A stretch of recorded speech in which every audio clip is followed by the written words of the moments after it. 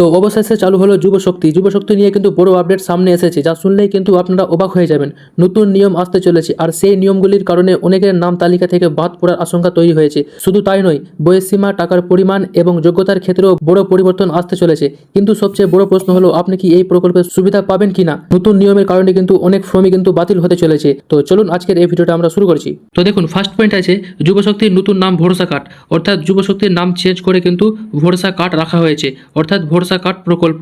তো বলা হয়েছে রাজ্যের সরকার যুবশক্তি প্রকল্পকে নতুনভাবে চালু করার পরিকল্পনা করেছে। নতুন এই প্রকল্পের নাম হবে ভরসা কার্ড।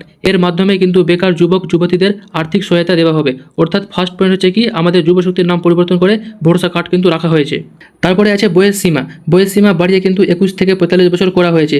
তারপরে নেক্সট 3 নম্বর পয়েন্ট, গ্র্যাজুয়েটদের জন্য 3000 টাকা মাসিক ভাতা, অর্থাৎ যে সমস্ত স্টুডেন্ট কিন্তু গ্র্যাজুয়েশন করা থাকবে তাদেরকে কিন্তু 3000 টাকা করে আর্থিক সহায়তা কিন্তু দেওয়া হবে এই ভরসা শক্তি কার্ডের মাধ্যমে। তারপরে নেক্সট পয়েন্ট আছে মাধ্যমিক এবং উচ্চ মাধ্যমিক পাসদের জন্য 2000 টাকা, অর্থাৎ যেসব বেকার যুবক যুবতীরা মাধ্যমিক এবং উচ্চ মাধ্যমিক পাস করেছে তাদের জন্য কিন্তু 2000 টাকা করে দেওয়া হবে। এবার আসে সবচেয়ে বড় শর্ত, এটা হচ্ছে পরিবারের মাসিক আয় 1 লক্ষ টাকার নিচে। অর্থাৎ এই প্রকল্পের সুবিধা পাওয়ার জন্য কিন্তু আপনাকে কিন্তু আপনার পরিবারের আয় কিন্তু 1 লক্ষ টাকার কম হতে হবে। আর এখানেই কিন্তু 100%-এর মধ্যে 80% মানুষ কিন্তু বাদ হয়ে যাবে, মাত্র শুধু 20% মানুষ কিন্তু টাকা পাবে। অর্থাৎ এখানে মাত্র কিন্তু 1 বছরে আপনার পরিবারের ইনকাম কিন্তু 1 লক্ষ টাকা কিন্তু দেখাতে হবে, তবেই কিন্তু আপনি এই প্রকল্পের সুবিধা উঠাতে পারবেন।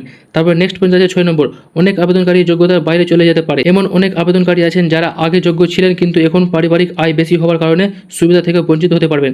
তো এই পয়েন্টটাই কিন্তু সবথেকে ভাইটাল আছে এবং সবথেকে কিন্তু বেশি ইম্পর্টেন্ট রোল প্লে করছে, কারণ এখানেই কিন্তু বেশিরভাগ মানুষ কিন্তু বাদ হয়ে যাবে এই প্রকল্প থেকে।